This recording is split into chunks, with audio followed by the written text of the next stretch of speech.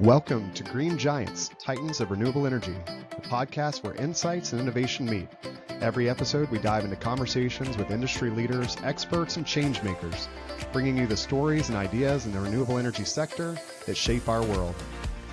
And now, let's jump into today's episode with your host, Wes Ashworth. Welcome back to Green Giants, Titans of Renewable Energy. Today, we're diving into a climate problem that almost nobody talks about, but it's happening behind the scenes in nearly every grocery store, warehouse, and cold chain facility you can think of.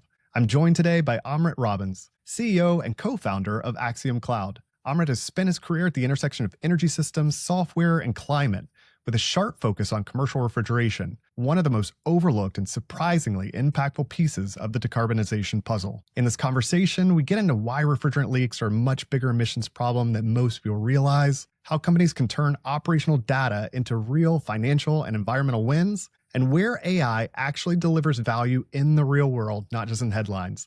With that, Amrit, welcome to the show. Thanks so much for having me. Excited to be here. Yeah, I'm excited to have you on. Honestly, this was a topic I think I was not aware of and how big of a problem it was as well, too. So really excited to get into it and for the listeners to just learn more about this and the impact that you're having as well, too. But as always, we'll start with your path into this work because the road into climate is rarely linear. And in your case, it led to part of the economy most people overlook. So when you look back, what first made climate change feel personal to you rather than just intellectually important? Such a good question. So my parents are kind of like crunchy granola types. Growing up, when I was in high school, this is a little embarrassing, but they brought me to like this, local theater for a screening of Al Gore's Inconvenient Truth. And if you don't remember, that film it was pretty sensational. It basically kind of introduced the climate change topic to the general public in a way that had not broken through in the past, I don't think. And with Al Gore's kind of signature touch, but then it also pulled in a bunch of like weird political stuff too, unfortunately, which I think muddied the waters quite a bit. But me as a teenager, that didn't really affect me so much. What really affected me was this message of climate change being this existential challenge that we face. And then I think what really attracted me to the problem was the fact that it's something that can really help people and it's something that we have to do. And it doesn't seem like folks are doing it. And there's a big technology element, and I love technology. So that's kind of first how I got into it. I really was excited about using policy to solve climate change at first. And it was very beguiling to think that with the stroke of a pen, you can change people's behavior and change the industries and, solve this problem. So I did some advocacy stuff in high school, went to Stanford, and in the first week switched to engineering, caught the entrepreneurship bug, realized that, hey, let's use technology. So that was a big kind of aha moment for me. And I never looked back. Here we are, coming up on 18 years later. So really cool journey. I think that personal connection really does always matter. And it shapes, how someone chooses what problems are worth spending years of their life on. And as you mentioned there too, so you studied atmosphere and energy engineering at Stanford. What were you convinced the big climate problems were back then? And how has that view changed since? So the biggest elements of the overall, carbon emission pie have always been transportation and buildings. Those are the ones that get all the attention. And of course, then power generation. And so, of course, those ones get most of the attention, as they should, and they very well should. And so I was really excited about those. Those are the ones that are most tangible. We spend all day in buildings. We drive around in our cars. We consume power all the time. So very kind of real and tangible and applicable to our lives. But there's all these other categories too. And so I had an opportunity and I kind of stumbled into one of these other categories of key drivers of emissions, which is refrigerant leaks. And so coming out of Stanford, I went and worked at an energy services company where our largest customer was a major national grocery chain. And the goal with this company was basically to help them retrofit their existing buildings to make them more energy efficient, save a bunch of money on energy, on maintenance, on operations, and then finance the project out of those savings that are generated. And so when you're looking at a big portfolio of retail grocery stores, the largest driver of energy consumption by far was refrigeration, which was like 60%. And in the first meeting, they told us, you can ignore that. There's nothing you can do for that. Focus on the other 40%. So that was like a huge aha moment for me as well, realizing, wow, there's such a huge opportunity and folks just aren't paying attention to it. I didn't have any answers then. I just had questions. And so that kind of started pushing me down this path of focusing on food retail and cold storage and the cold chain and then the refrigeration asset class. And again, kind of by accident, stumbled into this other secondary problem, which actually is now really a primary problem that I'm focused on, which is refrigerant leaks. And so it turns out that when you look globally at all anthropomorphic, all human-caused climate emissions or, CO2 equivalent emissions, 3 to 4% of those are driven by refrigerant leaks. So just, your air conditioner, your refrigeration system, your car leaking refrigerant into the atmosphere, that is a larger impact than the entire aviation industry by a factor of 2. It's more than the entire shipping industry by a factor of 2. It's more than the entire cement industry, just leaking refrigerant gas. And, to put this in context, you leak 1 pound of an HFC refrigerant, that has the same impact as emitting 2,000 to 4,000 pounds of carbon dioxide. And so, you leak 2 to 4 pounds of this stuff, that has the same impact as driving a car for an entire year. And so then you start thinking about, the customers that we serve in retail grocery. Typical grocery store is leaking 800 to 1,000 pounds of this stuff per year. And basically, we ran the numbers, very, very high level, very kind of squishy math here. But if we were to completely solve the refrigerant leak problem in retail grocery in the United States, that would have an approximate impact equivalent to taking 30 million cars off the road. So it is just a staggering opportunity here that's kind of hidden in plain sight. It's very unsexy, refrigerant leaking in the back room of a grocery store, and nobody thinks about that stuff. But there's so much opportunity here. And my final thought is basically, it's been estimated that if you can eliminate these F-gas, what they're called in Europe, at least they call them F-gases, if you can eliminate these F-gas emissions worldwide, you could avoid 0.5 degree Celsius of global warming. So this is incredibly meaningful. Yeah, incredibly meaningful. Certainly, probably an understatement. And it's funny, it's not a sexy topic. And even when we first kind of connected, I was like, oh, okay, all right. But then the more I learned, I was like, oh my gosh, like you really hear and see the enormity of this issue, the impact that you can have, and then you're really making this huge tangible difference there, where a lot of people are just completely unaware, completely ignoring it. And as you said, like, oh, here's that, like, just ignore that. We can't do anything about that. To really doing something about it is absolutely incredible. So I appreciate you going through that, sharing some of those stats as well too. Now that we've kind of set the stage, understand your journey a little bit, I want to make the scale of the problem tangible. You started to there, because this is one of those areas where the climate significance is far bigger than public awareness. And so I always want to really drill into that. But solving refrigerant leakage could have an impact comparable to taking just a huge share of the cars off the road, as you just shared.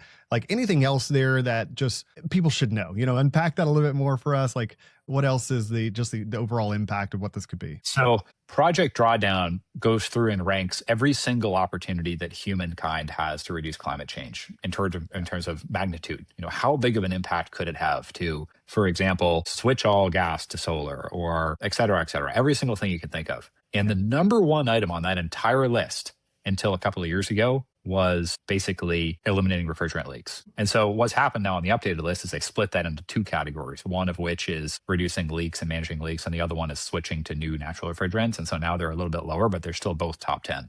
But previously, this was literally the number one thing that humans could do to reduce climate change from a magnitude standpoint, and from a cost effectiveness standpoint. Is just stop leaking this stuff. It's just such a powerful greenhouse gas, and so much of it is getting leaked. And especially when you're thinking about, where are these leaks coming from? There's millions and millions of air conditioners out there, and they leak tiny amounts, which adds up in totality to massive amounts. But then there's also these, 100,000 or 500,000 facilities worldwide in that order of magnitude range, where they're leaking a lot per facility. And so that's kind of the low-hanging fruit here. Let's focus on this relatively small number of facilities that are having an outsized impact on refrigerant leaks worldwide, and as a result, an outsized impact on climate change worldwide, overall CO2 equivalent emissions. Yeah, again, so glad we're doing this. Comparisons like that just immediately change how people size the opportunity, because they put an invisible issue into familiar terms, and just seeing obviously the magnitude of that is remarkable, and we'll continue to get into that as we go here. Let me ask you this, and maybe it's obvious to some, but why do you think this problem has stayed invisible for so long, despite the scale of the emissions involved? And you said it, was listed as number 1. Now they kind of break it into 2 issues. It's still top 10.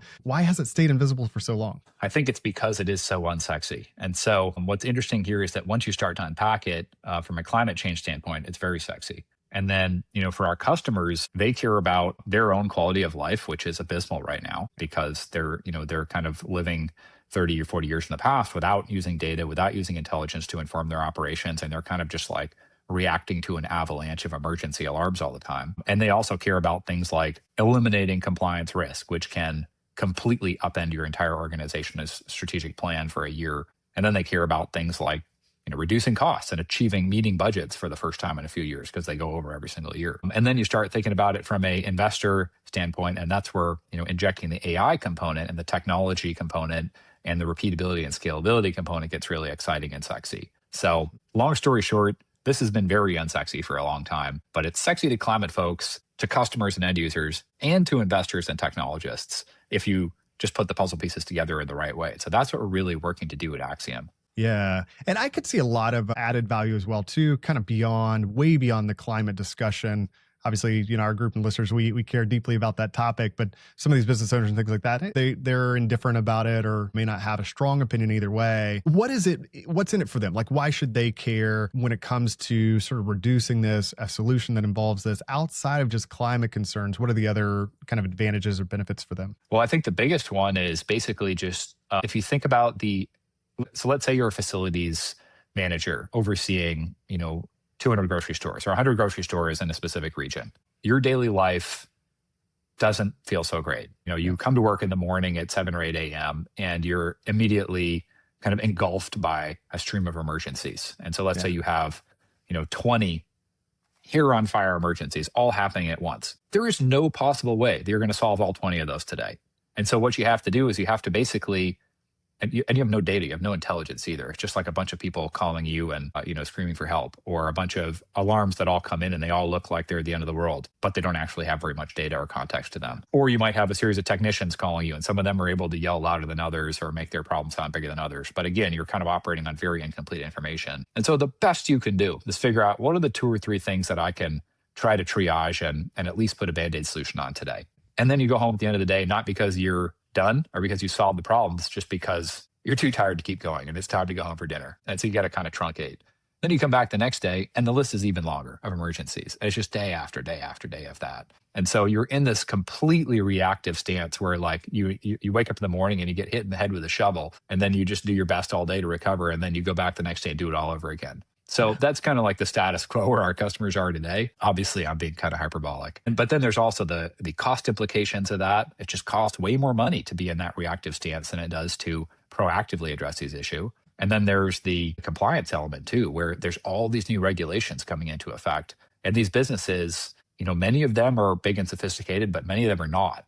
And so they're trying to navigate this super complicated regulatory landscape where you have federal and then you have a bunch of patchwork of state level regulations. And they're like, what do I do to just make this whole problem go away? And so we're able to kind of help in all those different areas. Yeah, there's one other thing I wanted to add too, the most important piece, which is operations. So when the cooling goes out, you can't sell groceries and you have angry customers. You have yellow caution tape. You have carts full of spoiling food that you're wheeling to the back of the store to put in the dumpster. And you have a bunch of angry customers who are like, look, I came here to buy 6 things and now I can't buy 2 of them. Like now I have to go to a second store and I'm not, feeling so great about that. And maybe I won't come back next week. Huge impacts there outside of just the climate discussions. I always like to make that connection. Anything else in terms of like operators, investors, even climate insiders? Are there any other common misunderstandings around the refrigeration challenge? That's a great question. I think that the most interesting part of this entire equation for me is just like how challenging the problem is, but also how simple the solution is. And like the solution is very simply, part 1, don't leak as much of this stuff. And how do you do that? You catch the leaks early. And then when you catch a leak, you fix it. And then part 2 is when it's time to replace that equipment, replace it with a different type of refrigerant that is not one of these terrible HFC refrigerants for the planet and something that is, a much more healthy refrigerant like a natural, like CO2 or ammonia, for example, or propane. It's really that simple. And so the overall scope of the problem is gigantic. The impact is gigantic, but the solutions are just kind of like super simple and easy to understand. Yeah, which is the brilliance of it. Like those are the problems you want to solve, right? Biggest impact with like simplest solutions in a way, which we'll get into here in a little bit, just in terms of what Axiom does, how that plays in, and how that can be the solution that they're looking for. I'll ask you one more question before we move there. So when you're talking to that sort of retailer, facility operator, for the first time, and you're kind of speaking their language, how do you help them see this as more than a compliance problem or a maintenance problem? Like any other insights or things you share with them and how you approach it? So it's really kind of a bespoke approach where I think just about everyone out there realizes that the status quo is not going that well. There were a lot of people in our industry who moved up through the ranks as, technicians and then moved into these leadership roles. And so their entire life, their entire career at least, they've been steeped in this kind of reactive break fix mentality because that's what the industry has been for decades. And it's not their fault. That's just the way that we have trained them and molded them as an industry for, their entire career. And so it's really tough to kind of get through to those folks because a lot of times they're in a, hey, if it isn't broke, don't fix it type mode. And also a lot of these folks are towards the end of their career. And so the idea of doing something new and different and changing things, there better be a really, really good reason for that. Otherwise, I'm out of here in 5 years. It's going to be the next guy's problem. So, I don't want to get fired before my pension comes due. That sort of mentality. And so for those types of folks, typically we'll say, okay, that's great. Let me know when you retire and we'll talk to your replacement. But for the other people out there, it really comes down to, it's not, does the pain exist? It exists for every single one of these folks. The question is the pain so severe and so unbearable that you are ready to take action, and not next month, but right now? Because we often get this feedback from customers, which is, I don't have time to do something new and different. Like, I can't afford to do that right now. I have too many other, reactive emergencies on my hand. And we're banging our head against the wall saying, you don't have time to not do this. But you are just under this avalanche, which is growing day by day. And like, doing more of the same is not working. Like, what do you think is going to be different next year? Was last year better than this year? What do you think is going to happen next year? And so that's how we attempt to get through to folks. But ultimately, when folks come to us and they're already feeling that pain that is so severe, they're saying, hey, I'm willing to try something. That's when we actually have an opportunity to then show them, hey, there's a different way to do this. And let's copy all these other industries, which are already using time series data from their machines, are already using work order data in order to, and applying AI and analytics and US-based experts to do that valuable things with that data and figure out how to manage these facilities smarter without working harder. Yeah, absolutely. I appreciate that framing and kind of wanted to hear you like meeting them where they are. But yeah, you're right. So many industries are ahead of this, curve and already doing this. But some of those industries like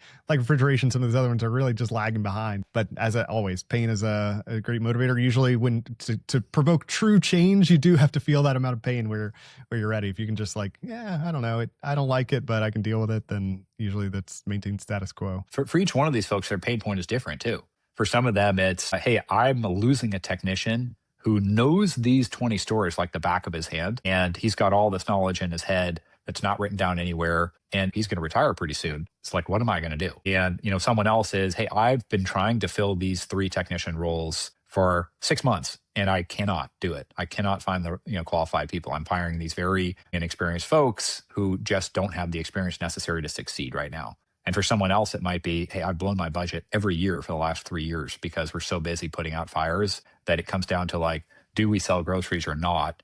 Putting the budget aside week after week, month after month, year after year, and we're blowing our budgets and I'm getting a lot of trouble because I own the P&L. On and on. There's so many more examples like that where folks are just stuck in these cycles. I call it like a hamster wheel, basically. And they're looking for a solution. They're looking for an off-ramp. And it really depends. It changes from person to person. And a lot of these folks, it's maintenance related. A lot of them, it's refrigerant leak related. For some of them, it's energy efficiency related as well. Yeah, absolutely. And kind of like just going to that now, sort of the solution, right? The off-ramp when they're ready. And we'll turn to Axiom Cloud itself. And because this is where a hidden system problem becomes something measurable, actionable, and valuable. So for someone hearing about Axiom Cloud for the first time, what exactly do you plug into? What data are you reading? What decisions are you helping customers make better? In a nutshell, like how does it work? Yeah. So Axiom is the AI platform for the cold chain. And we are focused really heavily today on retail, grocery, and cold storage, and specifically their refrigeration and their HVAC systems. And HVAC is a more recent addition. So historically, it's been almost all refrigeration. The whole idea here is that there are already hundreds to thousands of real-time data streams that are being generated by your refrigeration controllers. And that data is not being viewed by humans. It never leaves the facility in many cases, and it gets overwritten in just a few days in a lot of cases. So there's this gold mine of data, which is just kind of ending up in the trash can. And so Axiom is borrowing an approach which has already been successfully applied in almost every other adjacent industry. Very simply, it's, look, let's get the data out of those machines. Let's clean it, label it, normalize it, put it in the cloud, make it accessible on any device. And then from there, let's use AI, analytics, and US-based refrigeration experts to find what are the biggest problems and opportunities buried in that data for energy efficiency, predictive maintenance, and early leak detection. And then package these up into a way that even an early career technician has a fighting chance to succeed at resolving the root cause of these things. And then from there, it's helping the customer to move from insights to action. And typically that means a great deal of handholding and meeting the customer where they're at and working within their existing operations, their existing tools, their existing constraints to make sure that they're able to, resolve some things remotely from their desk, or they allow us to do it on their behalf. And then from there, triage out the things they don't care about. And then from there, figure out, batch these by stores. Maybe there's 3 or 4 issues at a single store. That doesn't need 3 or 4 service calls. You can do that all and more a lot of times. And then prioritizing based on urgency and value. So which ones of these issues out there are going to cause full store outages in the next 2 days? Let's do those first. And then from there, hey, there's a couple of lower urgency items. One is worth $5,000 a year. The other one's worth $40,000 a year. Let's do the $40,000 one first. And so all that being said, our goal is to help the customer figure out what is that one service call that I need to dispatch today. If I have just a little bit of time, a little bit of money, what's that one thing I'm going to do today proactively so that I can avoid this flood of alarms in 2 days or 2 weeks from now and save a bunch of money and a headache along the way. And then from there, we help them secure the win. We help them get that win. And then that starts to build momentum. And so we're able to help them move to the next, and build the trust with them and then with their network of service providers and technicians. And I guess I'm going to take an opportunity to brag here. In 2025, we're serving 12 big enterprise customers across around 1,000 accounts today, 1,000 sites. And for every site, every customer, holistically, for every what we call anomaly, which is one of these actionable insights that's packaged up really nicely for a technician to resolve or a maintenance manager, 70% of those, the root cause was resolved within 45 days of us sending it. So these are proactive, predictive opportunities. And for every 10 of those we sent, 7 got resolved the root cause. And that is multiple orders of magnitude better resolution rate than the reactive alarms that our customers are being flooded by today. So, over the course of a month, these same teams might be getting 10,000 alarms and they're resolving 1% of them in a timely fashion. We're giving them, during that same month, we give them 100 predictive anomalies and they're resolving 70 of them before the flood of alarms is associated with each one of those occurs. So that's how we measure success. And that's kind of our North Star metric. And helping our customers to drive from insight to action, like that is our secret sauce. That is where we really differentiate. That's where our customers keep on renewing and expanding with us. And that's how we're winning new logos too. Yeah, it's incredible. Great explanation. By all means, I was going to ask you if you didn't share just some of those stories and the impact and things like that as well too. So absolutely remarkable. And I think we're going to see this more and more across, all of our lives and across the economy, and being able to interpret this data, really have those actionable insights, and then, seeing the value on the other end of it, but how important that is to this discussion and climate discussion as well too. Let me ask you this. So when you get a new site on, is there a place that customer value shows up first? Is it energy savings, maintenance efficiency, food safety, refrigerant leak reduction, something else? Is it kind of all of those depending? Like, where does it typically show up first? So what's really interesting here is that refrigeration is the elephant in the room for so many different parts of the overall business model. It drives over half the energy, 90% of maintenance service calls. It's the whole ballgame for federal and state level regulation. And refrigeration all by itself drives over 50% of scope 1 emissions, in many cases over 50% of scope 2 emissions. In other words, energy cost emissions. And then putting all that aside, the typical US grocery store spends more money every single month to power and maintain its refrigeration than it takes home in profit. And so, I'm setting the scene here to kind of answer your question a bit more directly. If we are talking to, let's say, the director of maintenance, that person, they really care about maintenance P&L, they care about technicians and time to resolution and first time fix rate and callbacks, et cetera, et cetera. So those are the types of metrics that we really focus on. And we have a module for that, the predictive maintenance module. So we're able to really focus on that one set of problems that stakeholder cares about. If it's an energy stakeholder, then we focus on energy efficiency opportunities, of which there are unbelievable amounts of low-hanging fruits across the industry today. And, the short version of that is like, this is not necessarily, 80% of what we do is not rocket science when it comes to energy. Just diving into that for a second. It's just simply getting a best practice in place and then making sure it's not reversed 2 weeks later. And then, constantly monitoring and playing whack-a-mole and keeping that in place over time to drive results. Because, that's 80% of it, honestly. It's just like the simple plug and chug, eyes on everything all the time, fixing the same problem over and over again, adjusting that set point back to where it needs to be multiple times. And then the other 20%, that's where the really cool incremental AI-driven stuff happens that humans wouldn't necessarily have the ability or expertise or capability or bandwidth to do. But we won't even get into that today, but there's some really cool, exciting stuff there. And then if we're talking to the compliance person, like they care about, hey, how do I reduce regulatory risk exposure? I'm going to get fired if X, Y, and Z happens. And so how do we avoid that? Or I'm going to get a bonus if none of those things happen. So how do I avoid that? And so it really depends on which customer stakeholder that we're working with. We're really able to kind of tailor the approach by turning on one or more modules to solve the problems they really care about. What's really cool is that we can get over 100 sites a week up and running after we have the IT interconnection. That's the longest pole in the tent. The longest pole in the tent is getting that customer to approve our IT interconnection. And then after that, we can get 100 sites a week up and running without any site visits, any new hardware, any new sensors, fully remote deployment. And customer sees measurable business outcomes in the first month of operations. Absolutely incredible. I love hearing the different perspectives from those different stakeholders as well, too, and what they care about. I'll ask you this, maybe you already covered it, but what's an example of an issue Axiom can catch that even a talented human operator might miss, not because they're bad at their job, but just the economics of watching every signal that's just not possible, just doesn't work? Yeah, really good question. So this goes back to kind of like 80% of what we do, like a technician. Like if you could hire a bunch of technicians, like a lot of technicians, and just have them look at all data from all sites all the time, they could do exactly what we do, 80% of it at least. The problem is no one can afford those people because that would require, hiring hundreds or thousands of extra people. And on top of that, they don't exist. We have a massive shortage of qualified technicians today. And so that kind of begs the question, how do we fill this gap? How do we support the existing technicians and enable them to do more with less? Because there just simply aren't enough of them,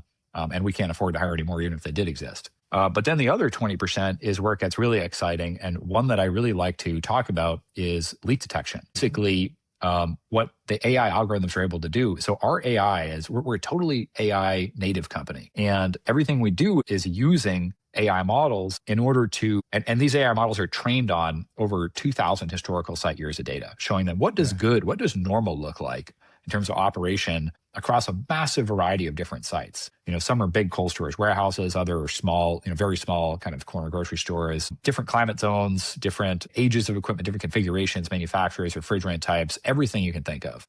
So we have a really wide data set that kind of sets the baseline. And then of course there's individual site level baselines as well, because each site is different. And then on top of that, we have this second data set, which we're very proud of, which is at this point over 125,000 anomalies. So these are events which have occurred, specific events which have occurred in facilities that we're serving. Each one of them is a problem or an opportunity related to energy efficiency, predictive maintenance, or early leak detection. And for each one of them, we have, what's all the context leading up to that event?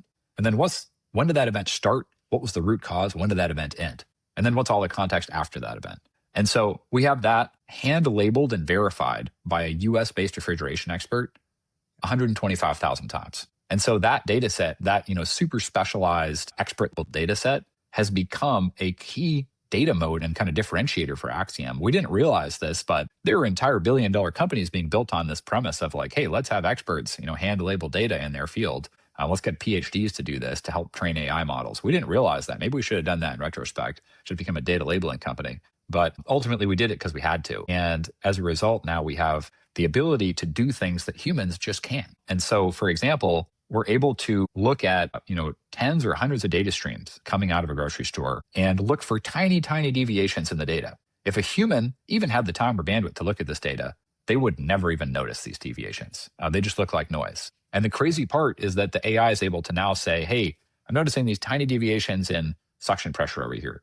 I'm also noticing this valve is open a little bit more than it used to be under similar operating conditions last month. And this compressor is running a tiny bit less than it was last month. None of those things are even visible. But when you kind of start looking at those and then taking them in their totality, that's the signature for a leak. And so suddenly, now we know there's a refrigerant leak at this site. By the way, that was a totally illustrative example. I'm not giving away any secret sauce by giving the real data streams. But just that's the sort of concept here, is like connecting the dots between really totally invisible and seemingly disparate data streams over time to find these kind of hidden nuggets of extreme value that are buried in the data and no human would ever see because, it's not feasible. Absolutely incredible. And to your point too, like even if you could hire, a huge team of technicians and analyze all this data, they would still miss it. But also that's next to impossible. Can tell you from the recruiting world, like that is the most in-demand position in the country, probably. Like it's got to be top 5. And those people are aging out as well too. Like there's a huge amount of them that are retiring, and so that problem's going to get even worse. So yeah, we need solutions like this. It's clear and obvious, as you go through it, but really spell that out really well. So I guess what has been maybe the hardest part about getting this technology adopted? You mentioned sort of the IT side of the equation. Like sounds like once you get that going, like the rest is pretty smooth. But is it technical integration with that? Is it organizational inertia, trust, or the reality that refrigeration is simply not glamorous enough to command executive attention? Like what's the hardest part about getting it going? Well, you hit on a lot of different barriers that we've run into over the years. So we're about, 6 years into this journey now. Yeah. I've been in the space now for like 15-ish. And we've encountered almost every single one of those barriers you just talked about. Yeah. What's really cool, though, is that over the years, we've kind of managed to resolve a lot of them. And so, like, for example, technical integrations now, we have this library of integrations, which makes us compatible with essentially 100% of retail grocery facilities in North America. And we're able to build new integrations very, very quickly because we figured out how to abstract out, multiple components of the integration and only build the new part that's necessary for a new controller type, for example. And then, of course, supercharging all that with AI means that we can roll out new integrations in literally days. And then, there's the question of the overall like IT security and gaining trust with the IT teams at customer accounts, which remains a massive challenge. But we have iterated on that and worked so closely with some of the, Fortune 50 companies out there to get through their processes successfully, even though it takes us in some cases, 6 months, 9 months to get approval from the 5 different InfoSec teams and AI teams and VPN teams and everything else that's necessary. But yeah, we've really solved that, in terms of like, can we succeed? It's a resounding yes at this point. Sometimes it takes time still, depending on, customer timelines. Then there's so many other barriers too around like, do our stakeholders feel enough pain at this moment to actually try something? So I would argue that that is still a key barrier with a lot of our accounts. So these are folks who they're really not in the right mindset to try anything new because the pain isn't great enough, or they can see the exit sign right in front of them and they're just kind of like holding on until the end of their careers. And then I think another key barrier is basically, it's kind of a blessing and a curse, honestly. It's a double-edged sword here, where our customers move extremely slowly and they're very, very conservative. They don't want to try new things, especially when it comes to back of house. Refrigeration is viewed as a cost center. It's not viewed as a competitive differentiator in retail grocery. So the CEO, when you talk about refrigeration to the CEO, first of all, his or her eyes glaze over. And second of all, if you're in a retail grocery chain, their guard's going to go up and they're going to say, wait a second, are you going to ask me for more money right now? So that's the type of reaction that our stakeholders are used to getting. And so, trying to get high level executive buy-in from CFOs and CEOs for strategic refrigeration projects, it is an uphill battle when you think about like compared to, merchandising project, new end caps that have Taylor Swift on them, that's going to get the CEO's attention. And so I think that's another key barrier that we run into is kind of changing the script on, hey, this really truly is a strategic opportunity when it comes to the company level P&L and company level customer satisfaction and things like that, because the refrigeration is operating more of the time and you don't have a terrible ESG record. You're not getting fined by the EPA publicly every 2 years, that sort of stuff. So yeah, I think those are some of the big ones. But the flip side of that, the momentum, the inertia, the lack of wanting to do new things, as soon as you do kind of achieve escape velocity with some of these really big customers out there, then there's a lot of stickiness and there's a lot of buy-in. And then there's a reluctance to change away from that as well. And so, for us, it's been a long and hard road with some of our big enterprise accounts, and we've gained traction with them. We've gained velocity, and we're making a lot of progress. We're growing very fast as a result of that. We're supporting these customers at scale, and changing this aircraft carrier now for a lot of our customers, I think would be a very tall order and very painful. Yeah, I like that. I like how you went through each one of those, and kind of cool just seeing the positive side of that as well too. And like, these are some challenges, but also it's positive. Once they do decide to go that route, it is stickier and you go there.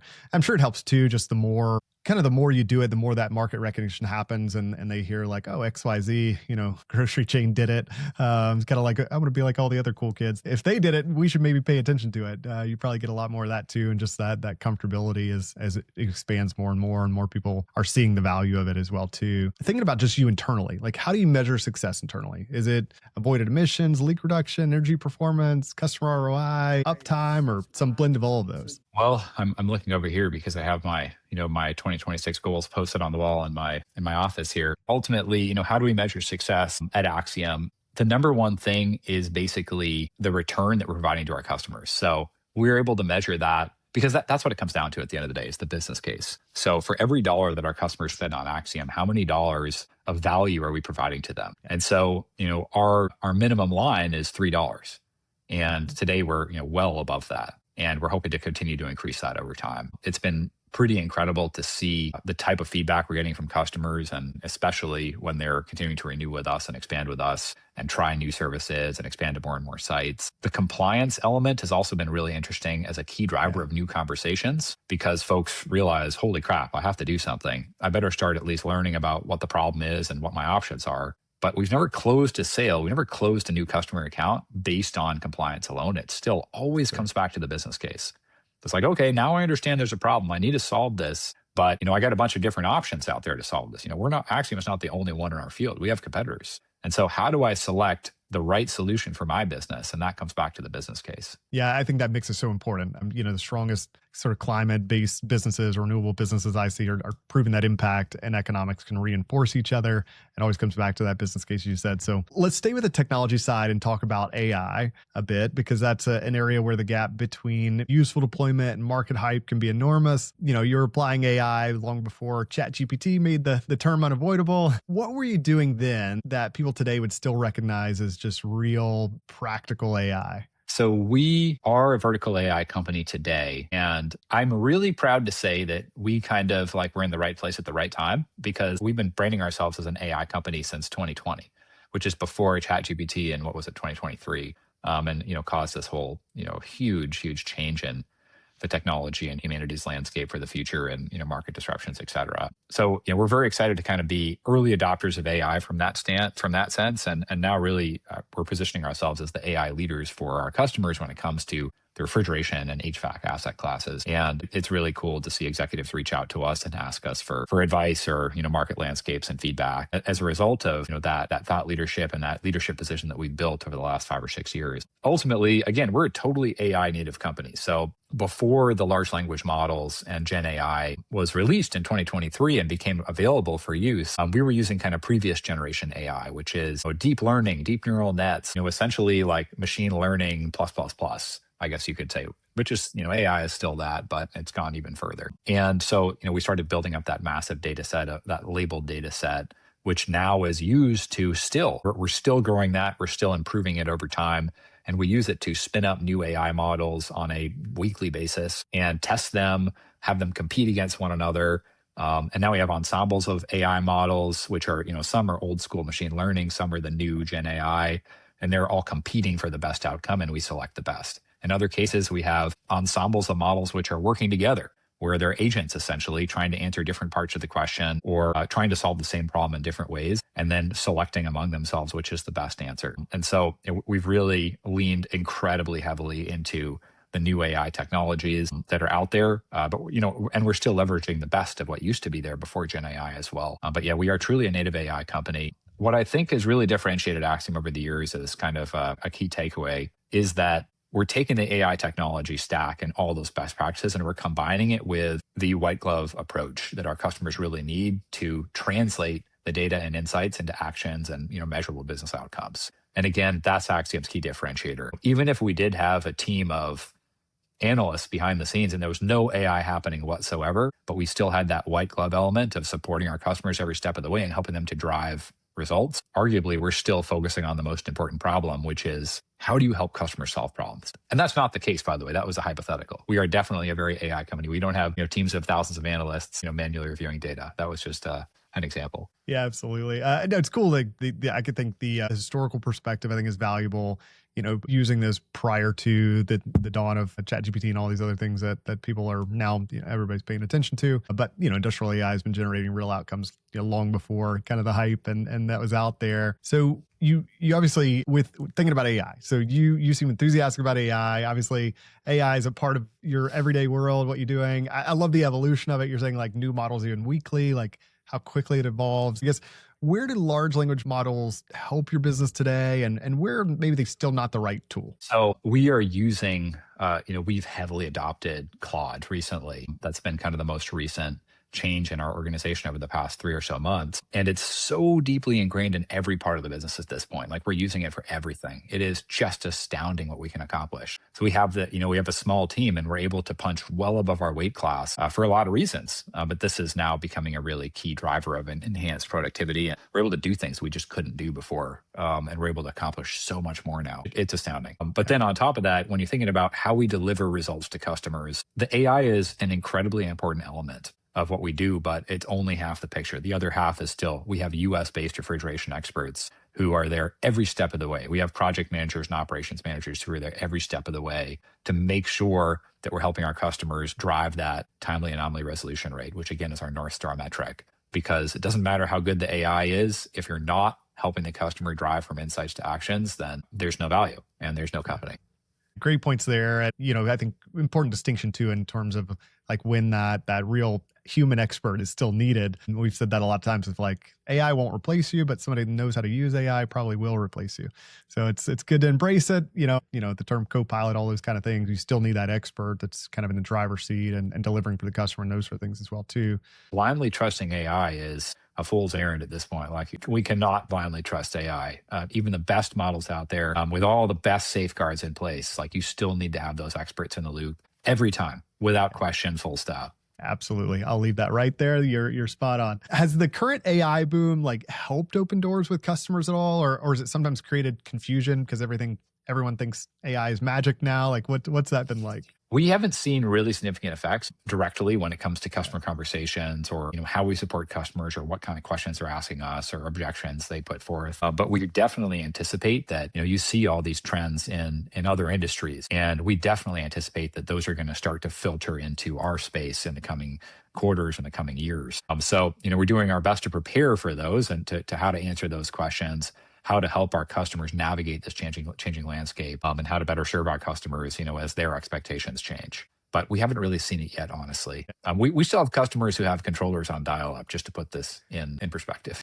Right. So it's coming, still a ways out before they catch up. It'll happen. No, I appreciate you going through that. Thinking about AI, you're in it, you're living it every day, you're seeing the evolution, you're seeing these new models constantly upgrading, changing, and modifying. Like, what are you most excited about for the future of it? Like, where do you think it's going to go next? Anything on the horizon that you're excited in terms of AI and being able to help this issue with climate, with energy, with all these sort of things? I think that there is just such a massive amount of low-hanging fruit opportunities out there still. So, in our space, there's these refrigeration systems, which are, you can't possibly have eyes on them all the time and managing them intelligently using humans. It's not feasible. And so I think you can apply that same exact concept to so many different other asset classes, industrial machinery, data centers, which is where it's definitely already happening, automobiles, healthcare assets. There's just so many other industries where you can start to apply a similar playbook where it's already being applied in some ways in different shapes and forms. But there's just so much more opportunity there too, where, you think of an asset as something that can be optimized if you apply the best AI models to it. And it's just astounding what's possible in a lot of cases, in terms of, reducing how much energy it consumes, reducing how much refrigerant it emits, improving the outcomes of what it's able to accomplish for its users, et cetera. Yeah, huge opportunity, obviously exciting times to come, a lot to look forward to on the horizon as we continue to just integrate this more and it gets better and better and better as we go.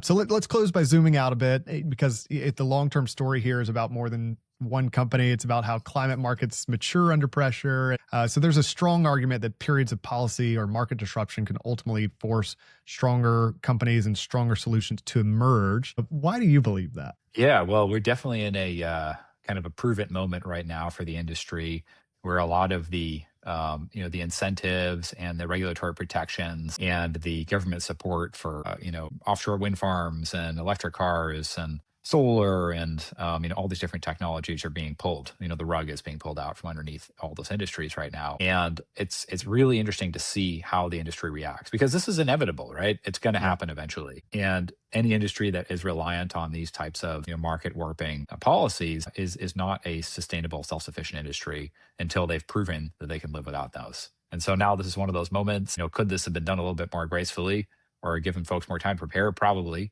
But ultimately, this is going to shake out in a way that shows us who are the companies who are truly delivering sustainable value here in a free market basis. If you can, make the argument that what we're seeing today is a free market, I don't know. That's a different conversation. But yeah, I think that we're about to see a real kind of culling event where a lot of companies don't make it, and the ones that do are going to emerge a lot stronger. And then we're going to be able to allocate resources more effectively to those companies that do have a really clear path for massive impact in the future. Yeah, absolutely. It's a sharp lens on the moment we're in, because resilience is becoming one of the defining tests for a lot of climate and energy companies. So I agree completely. What gives you confidence that climate, clean energy can become a more obvious, bipartisan, and commercially durable story again? I think just kind of simple physics and economics, honestly. Like we're at the point now where doing these things is just such an absolute no-brainer.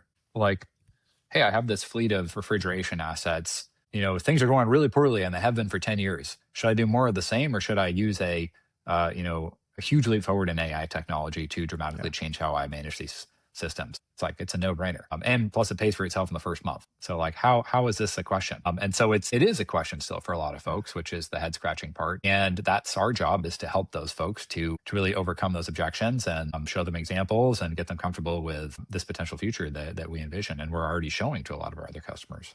I love that. It's hard to argue with physics and economics. It's just our job to tell the story, to inform, to educate as well too. So absolutely agree with that. Final question. So if we're sitting here, so 5 years from now, what would have to be true for you to say that the refrigeration sector finally got the attention it deserved? Maybe it's longer than 5 years, but what would that future look like? Well, I'll tell you, I don't think it's going to be 5 years. I think it's going to be, 5 months here until we have some really exciting news coming out here in terms of, the really, really big players in the space adopting this, jumping in with both feet. So there's the tipping point moment is here, I think. And when some of the really big players make their moves and jump into this with both feet, then not only will the other folks be forced to follow, but there's going to be a lot of pressure for them to do it fast.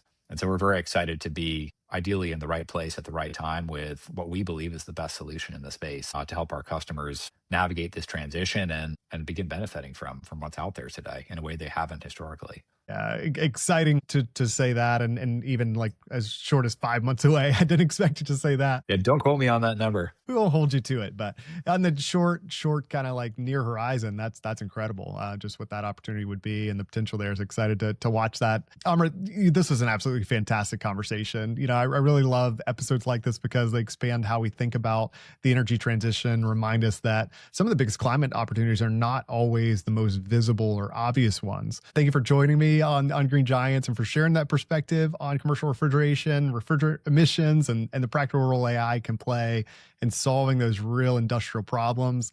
To everyone out there listening, thank you for being with us. If you enjoyed this episode, subscribe, leave a rating and review, and share it with someone working in climate, energy, buildings, food, retail, or industrial operations. With that, we will see you next time. This episode of Green Giants, Titans of Renewable Energy, was brought to you by Lead Group Search. If you enjoyed today's discussion and are looking to recruit top talent for your company or find your next career opportunity in the renewable energy sector, visit leadgroupsearch.com. Let's continue driving the future of clean energy together. Until next time, keep pushing toward a greener future.